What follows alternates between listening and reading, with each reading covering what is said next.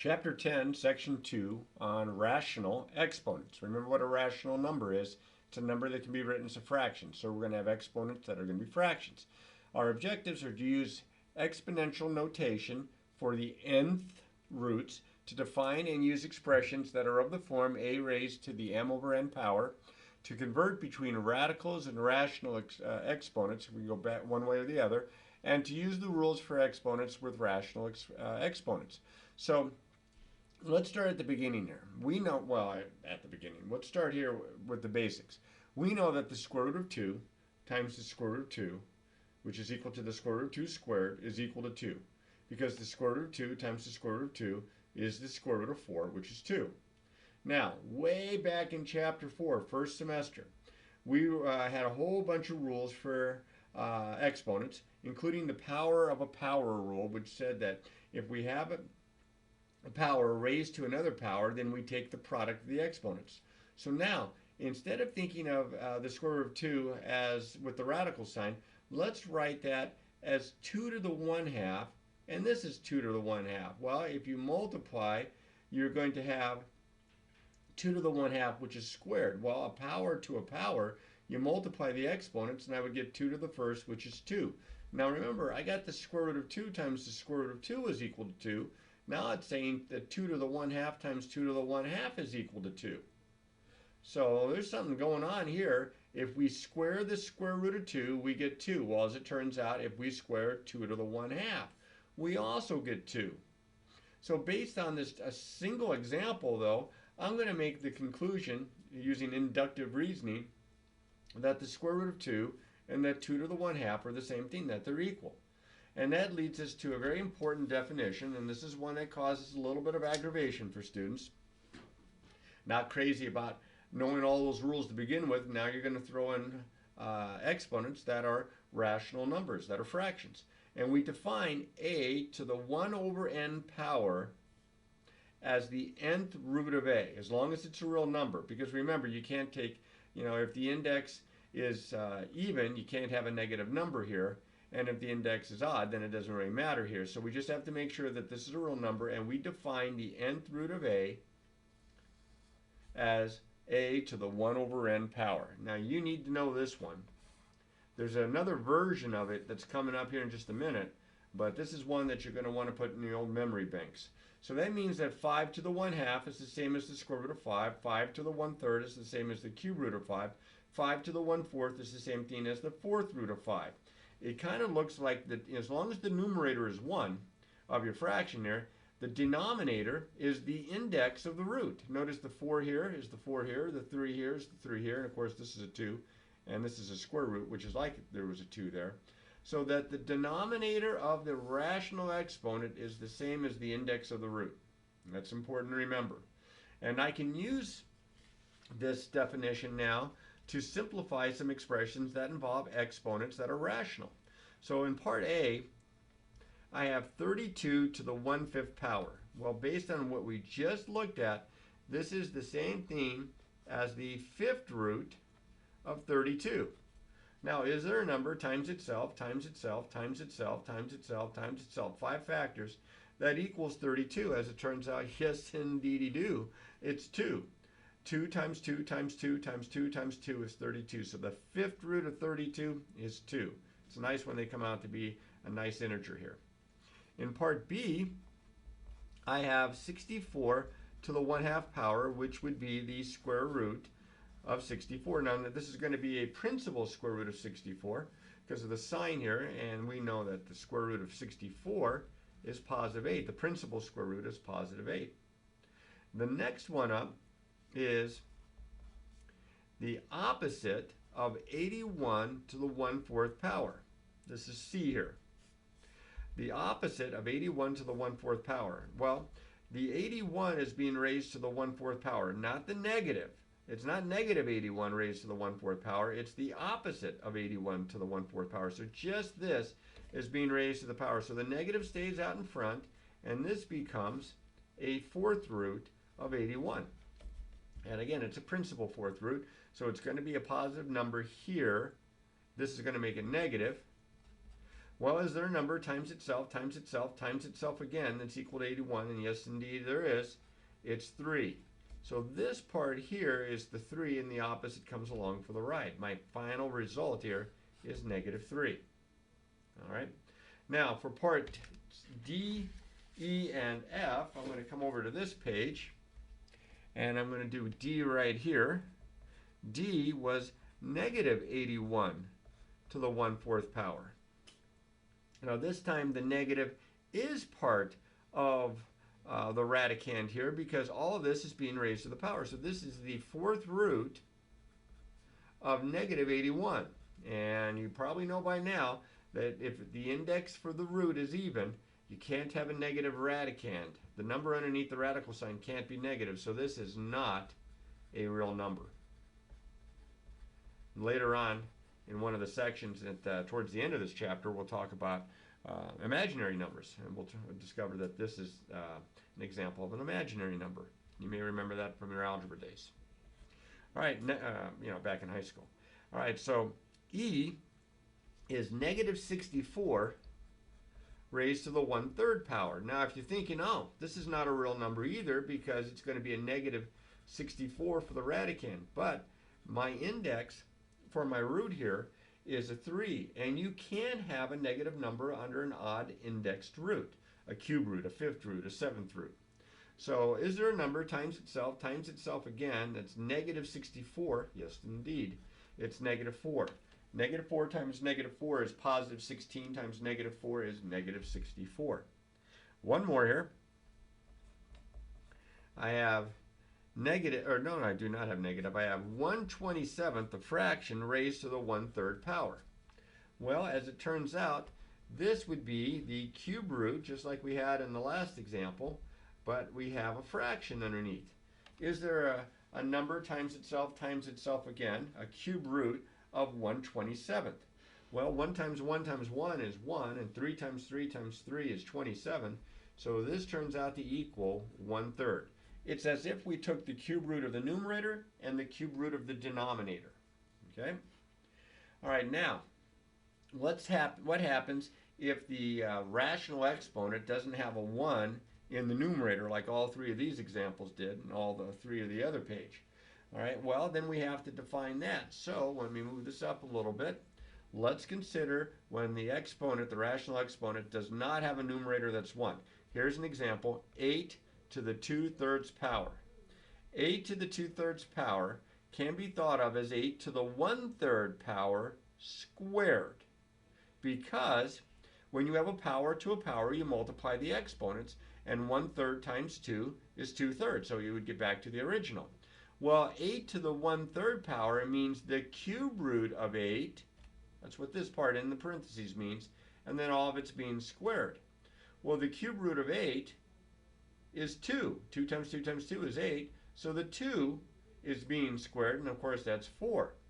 Now you say, well, what happens if I put my exponents in the other order? Because it's still a power to a power. I have 8 squared raised to the 1/3 power.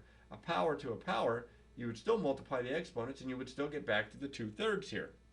Well, let's just try it this way. 8 squared, of course, is 64. And 64 to the 1/3 power would be the cube root of 64, and that's 4. So either way, I get the same answer here. So that's kind of cool. That leads me to the following definition. If m and n are positive integers with m over n in lowest terms, you don't want like 10 over 4, you would want it 5 over 2. You want to make sure it's in lowest terms. Then a to the m over n power can be thought of as one of 2 ways. It could be a to the 1 over n, that's from the denominator there, the 1 over n, and then that all raised to the mth power as long as a to the 1 over n. Remember, you can't have a negative and an even index here, so you just have to make sure this is a real number. Or it can be the other way around. Now, I usually use this form, but once in a while this form comes in handy as well, and that just tells me that I have the numerator first, and then I have the denominator, the 1 over n, on the outside, because it's still power to a power, and you would still get a to the m over n. And again, this is provided that what you have here is a real number, that you're taking an odd root of the number, or you're taking an even root of a positive number. So let's try using these rules here to evaluate the following 5 examples. All right, so for part A here, I have lots of examples. 25 to the 3/2 power. Now I look at 25 and I see that my denominator here is a 2, which would mean a square root.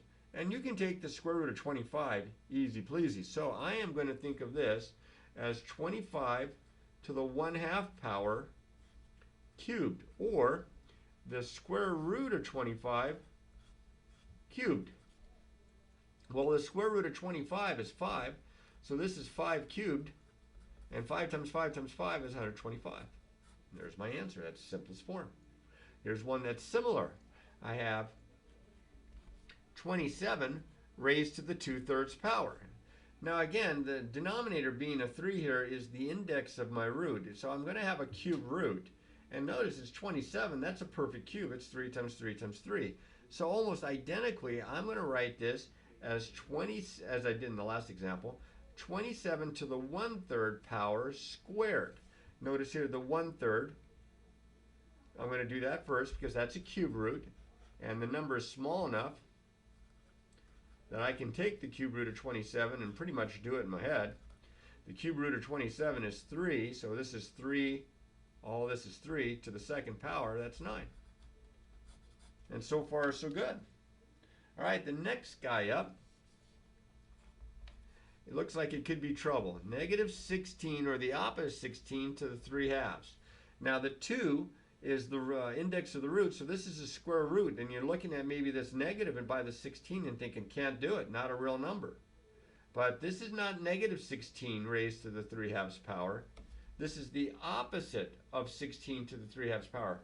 It's almost as if you can cover this up, evaluate this part, and then take the opposite of it. So that's exactly how I'm going to do this. I'm going to put the negative out in front, and then in the parentheses, I'm going to put the 16. Since 16 is a perfect square, I'll go ahead and take it to the 1/2 power and then cube that, whatever that turns out to be. So I have to simplify this part first. So this is the opposite of 4. Now this is the square. I should probably just write that out. I don't want to confuse anybody any more than maybe I have. To the 3rd power. Well, the square root of 16 is 4 to the 3rd power. Now this is not negative 4 to the 3rd power. This is the opposite of 4 to the 3rd power. Well, 4 to the 3rd power is 4 times 4 times 4. That's 64. So I have the opposite of 64, or negative 64. So even though there was a negative sign here with an even index here for the root, it turned out, because the negative was not part of the base that's being raised to that power, we could still evaluate it and get a real number.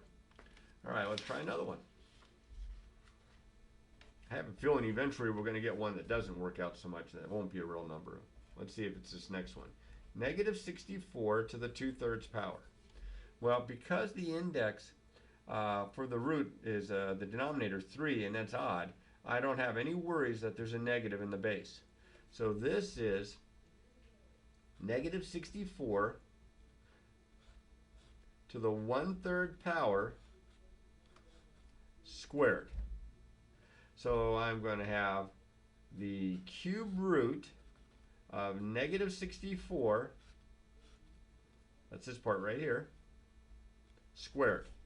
Well, there is a number whose cube root, in fact, we did this one earlier in one of the other examples. This turns out to equal negative 4, because negative 4 times negative 4 times negative 4 is negative 64. So this is negative 4, and that's being squared.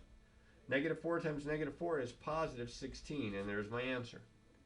So I had 4 straight examples where I got real numbers. Let's see what happens with this last example.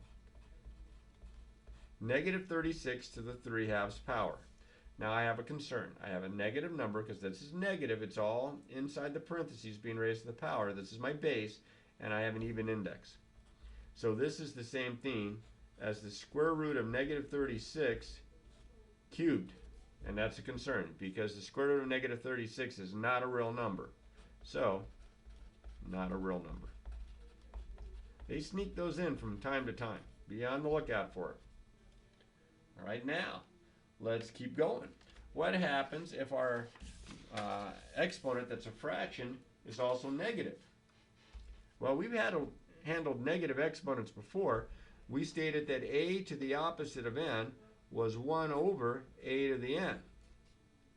This is all the way back, like I say, from chapter 4. We've had that before. That's not necessarily one of my students' favorite looking types of problems, but that is something that we should be a little familiar with. This is going to be a good review at the same time.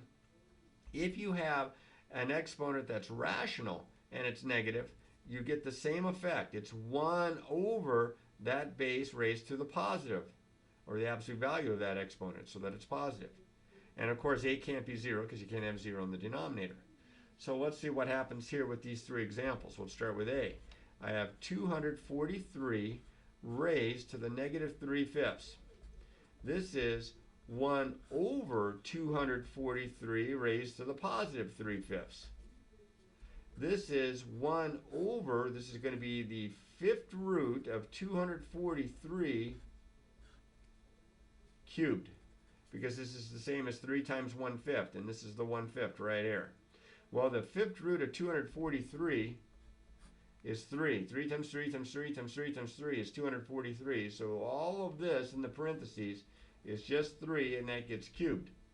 Well, that's 1 on top, 3 times 3 times 3 on the bottom. That's 27. There's my answer. Okay, so you just take it one step at a time. For part B, very similar. I have 4 to the negative 5/2. So based on what we were just talking about up here, this is 1 over 4 to the positive 5/2, which is 1 over the square root of 4 to the 5th power. The index there, square root to the 5th power. Well, the square root of 4 is 2, so that's 2 to the 5th power, which is 2 times 2 times 2 times 2 times 2. I think I have 5 of them there. And that's 32. So I have 1/32. Now notice here, both of these problems, both of these examples have negative exponents, but my answers aren't negative. The negative exponent does not imply that you're going to have a negative answer. It just means 1 over. It has to do with the reciprocal. 1 over that expression to a positive power. Now, speaking of reciprocal, let's see if you remember this guy. When you have a fraction raised to a negative power, it is the same as the reciprocal of the fraction raised to the positive power. So this, the reciprocal of the fraction, is 125 over 216, and this is all to the 2/3 power. Notice I take the reciprocal and the sign changes on the exponent. So now this is 125 over 216. My index is a 3, so this is a cube root, and all that's being squared. Well, is there a nice fraction? Times itself, that gives me 125 over 216. Well, 5 times 5 times 5 is 125, and 6 times 6 times 6 is 216. So this is the same as 5/6. The cube root is the same as 5/6, and all that gets squared. Well, 5/6 times 5/6 is 25 over 36, and that's my simplified answer. That one had a little bite to it. You have to remember that if you have a fraction and it's raised to a negative power, that's the same as the reciprocal of that fraction raised to the positive power. That's what I did right here. Okay, that's a property that's not always listed in the book, in an algebra book, but it's definitely a good one to know. All right, now, as I mentioned before, notice the negative exponent does not necessarily mean a negative answer, a negative result. Negative exponents give you reciprocals, and reciprocals might be positive, might be negative. It just depends on all the rest of the problem. All right, but just because it has a negative exponent does not mean that it has to be negative. Okay. Now, we also wanted to go over the idea that this raised to a power, you don't have to always take the nth root first and then whatever it is to the nth power. I can do that the other way around. That was one of the other definitions. I can have the a to the m power and then the nth root of all of that. And this comes in handy, not all the time, but it comes in handy, and I'm just going to show you a couple very simple examples of this. But this is, and I can work this either way, but this is the same as the cube root of 8 squared.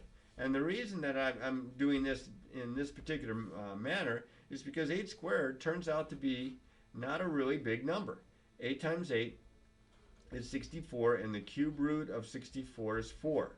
I could do it the other way around, still get the same answer, but it can work in this method. Same thing here. I can do this as I showed you with other examples, or I can use this little trick here, and I can write this as the square root of 9 cubed. Now, 9 cubed, pretty healthy sized number. 9 times 9 is 81 times 9 is 729. So this is the same as the square root of 729. Now you look at this and you say, I have no idea what the square root of 729 is. I mean, I know up to like maybe 144, 69, 196, 225, but the square root of 729, well, this is the reason why it doesn't always work out best when you're using it in this approach rather than the original. Because I can think of this, remember, as the square root of 9 cubed. And so that's 3 cubed, and that is 27 as well. I could do that arithmetic a little bit faster in my head than this one right here. All right, but it does work either way.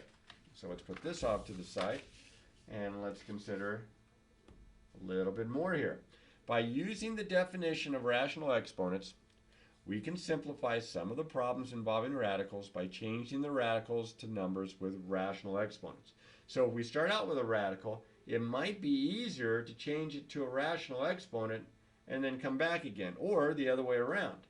So what we're going to do is we simplify, and then we can come back to a radical form if necessary. So in this next group of examples here, and I have, looks like 6 examples, all of them have rational exponents, but I'm going to write them so that they're going to have the radical signs, if the radical signs stay in there, as part of the answer. So part A, I have 19 to the 1/2 power. Well, if you showed that to the average person, they're going to look at it and say, I have no idea what this is. But if you write this as the square root of 19, most times they're going to have a little bit better idea. They're going to know it's some number times itself that gives you 19, somewhere between 4 and 5. This is an irrational number. It doesn't come out to be a nice integer. And in this case here, in part B, I have 11 to the 3/4. Well, 11 to the 3/4 can be thought of as the 4th root of 11 cubed. Well, 11 times 11 is 121, times 11 is 1331, if I'm not mistaken. So I end up with the 4th root of 1331, if I didn't mess up there. That doesn't simplify either. You punch it in on a calculator, you're just going to get a long, non-repeating, non-terminating decimal. The next one up is, looks like 14x to the 2/3. Well, only the x is being raised to the 2/3 power, not the 14. So the 14 stays out in front, and then this becomes the cube root, because the index is a 3 here, of x to the 2nd power. And I don't think I do anything more with it than that. That's as far as that one simplifies. For D, I've got a real mess here. I have 5x to the 3/5 minus the quantity 2x to the 3/5 power. Well, in this case, only the x is being raised to the 3/5 power. This is 5. I'm going to have a 5th root, that's my index, of x to the 3rd. And there's not much I can do with this. That's about as far as this guy goes. Minus, now all of this is the base, so all of this is raised to the 3/5 power. So this becomes the 5th root of 2x to the 3rd power. Now I can simplify that a little bit. Not much, but a little.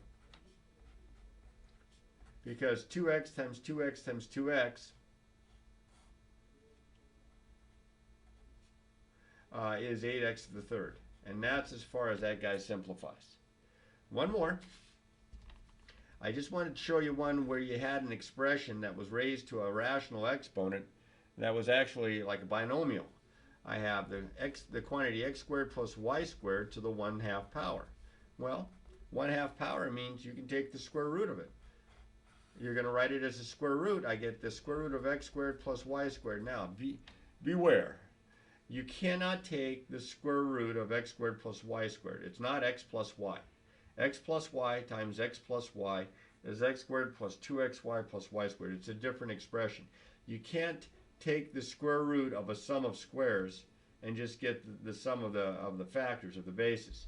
That's as far as this guy simplifies. You have to be careful. Now, if it's a product, different story. But if it's a sum or difference, can't go any further. That's as far as this guy goes.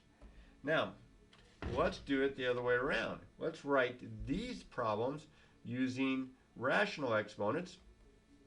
This is, for part A here, the square root of 37. So this is 37 to the 1/2 power.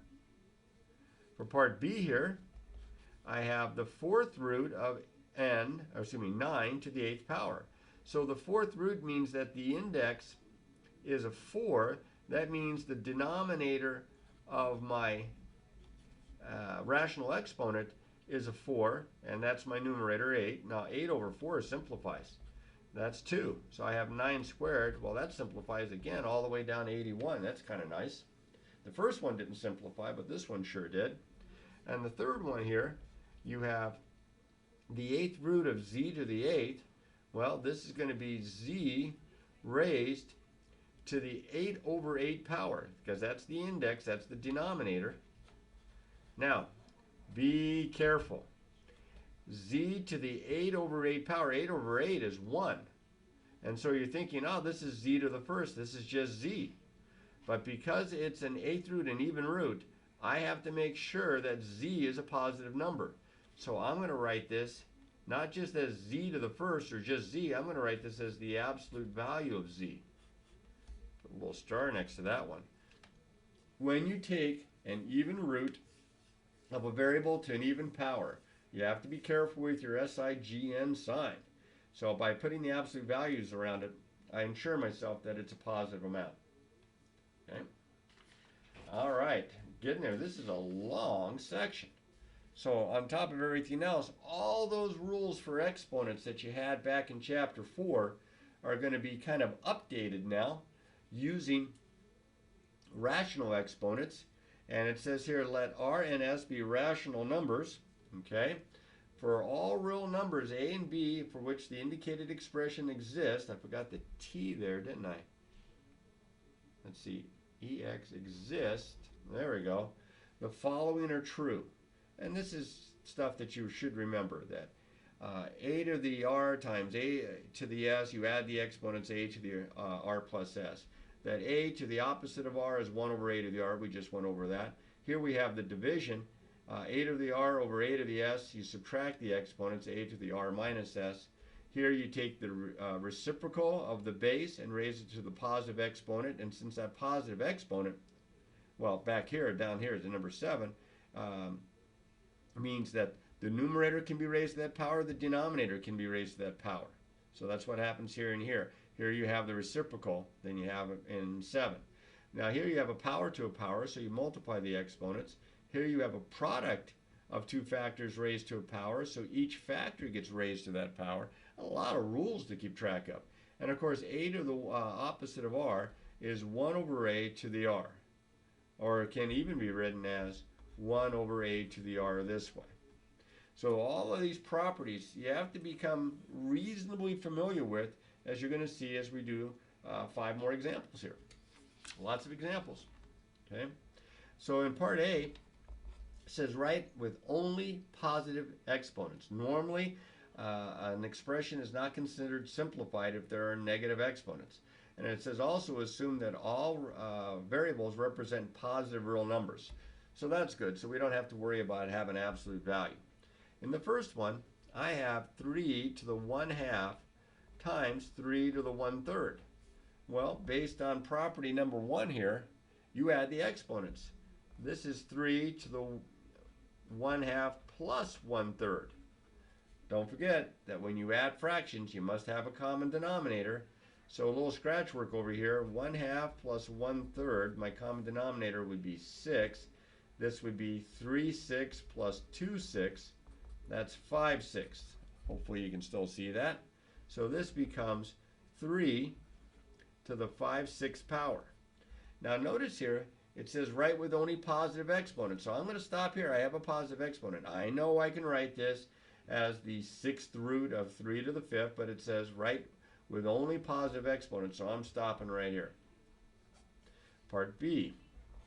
I have 7 to the 2/3 over 7 to the 4/3. Well, because I have, and this is property number 3, if you didn't already see it coming, that you're going to subtract the exponent. If I subtract the exponents, top minus bottom, I get 7 to the 2/3 minus 4/3 is 7 to the negative 2/3. Well, I can't leave my answer this way because I have a negative exponent. So one more step, and that's pretty much 8 here, that this is equal to 1 over 7 to the positive 2/3, and I'm stopping right there. Yes, there's a denominator that has a rational exponent, which means there's a root. But we're stopping right there because the directions indicated that we're going to take it out only as far as a positive exponent. Next guy up. They're just getting a little bit more intense as we go. I have a to the 1/3, b to the 2/3, all over b, and all that is raised to the 6th power. Now there's more than one way to work this problem out. I could take the numerator to the 6 and the denominator to the 6 as property 7 shows. Or I can simplify inside here because these are both base b and they're factors. And that's the way I'm going to go. I have 2/3 exponent here. I have an exponent of 1. So I have a bigger exponent in the bottom than I do on top. And rather than go through the steps that I did here, I'm going to write this as a to the 1/3. And I'm going to subtract the exponents. 1 minus 2/3. 1 is 3/3, so 3/3 minus 2/3 is 1/3. And I'm going to write it like that. And then all of that gets raised to the 6th power. So that means the numerator gets raised to the 6th power. The denominator gets raised to the 6th power. So now I'm using property number 5 there. A power to a power in the numerator means that I am, and by the way, to go from here to here, I also did a property. I did property 7 there if I didn't already mention it. But what I'm going to do here is I have power to a power. I'm going to multiply. 1/3 times 6 is 2. 1/3 times 6 here is 2. And I have a squared over b squared. These are kind of intense. Let's see. Let's try D here. Hopefully I've given myself enough space. This is a to the 5th, b to the negative 4, all over a to the negative 2, b to the 1/5, and then all of that gets raised to the negative 1/2 power. I don't think it's going to get much worse than this. Well, I'm going to simplify inside the parentheses first. Here I have factors of a, here I have factors of b. So what I'm going to do here is that I have more a's on top than I have on the bottom. I'm going to subtract the exponents. 5 minus a negative 2 is 7. So I'm going to have an a to the 7th on top. Okay? 5 minus a negative 2 on top, a to the 7th. But here I have a bigger exponent on the bottom than I do on the top because it's negative. So I'm going to subtract exponents again, but this time I'm leaving it on the bottom. So it's this exponent minus this, and I have 1/5 minus a negative 4. It's like adding the opposite. That's 4 1/5. 4 1/5 is 21/5. Yikes. 21/5. What a mess. I hope I haven't written down something wrong. All right. And that's still to the negative 1/2 power. But at least it's simplified inside. It doesn't simplify inside the parentheses anymore, but I have a rational raised to a negative power, so I'm going to rewrite this as the reciprocal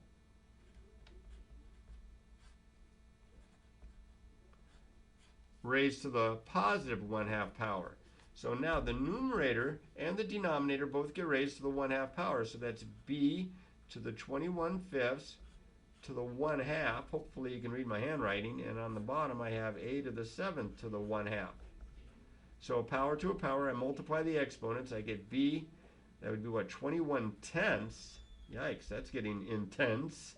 And then on the bottom here, I have a to the 7/2. And that's as far as that guy's going to go. That's a weird looking answer, but that's with positive exponents, and it doesn't really simplify beyond that. Now, I suppose they could try to get these to work out, and write them with radicals and try to simplify it that way, but I think that's as far as they want that guy to go.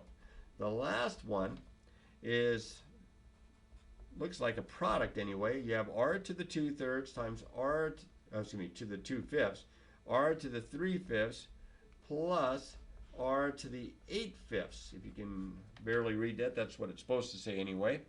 Well, I can't add those. They're not like radicals. I mean, they do have the same index, but what I can do here is I can distribute.